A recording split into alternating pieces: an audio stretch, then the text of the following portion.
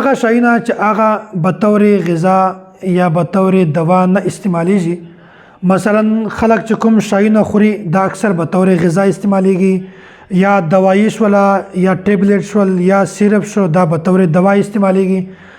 نو که کوم یو کس داسې شی هغه تیر کی چې هغه به طور دوا یا به طور غذا نه استعمالیږي، مثلا کاڼی شو یا داسې وسپنه شوله یا داسې هغه شی چې هغه د خوراک نه ده، نو په داسې صورت کې دغه انسان صرف روژه ماتیږي. په دغه باندې د روژې قضایي ده، د روژې کفاره نشته. نو د روژې په ماتولو سره کفاره هلته راځي چې هغه روژه د رمضان مبارک روژه وي، او که چېرته رمضان مبارک روژې نه علاوه بل روژه وي هغه قصدن انسان خوراک وکړي، قصدن انسان څښاک وکړي، نو هر عمل وکړي په دغه صورت باندې بیا صرف په انسان باندې صرف قضایي شته، کفاره نشته. نو د کفارې تعلق صرف د رمضان مبارک میاشتې سره ده، د بلې روژې سره د کفارې تعلق دا نشته.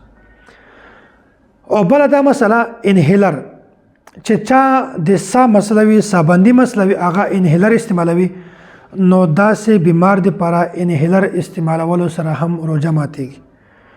نو انهیلر په دا کې د دوایي ذرات وي، اثرات وي، هغه بالکل د انسان حلق ته، د انسان معدې ته راورسېږي، سږي ته راورسېږي. په داسې صورت کې د دغه سړي روژه ماتیږي، د روژې قضایي شته، کفاره نشته.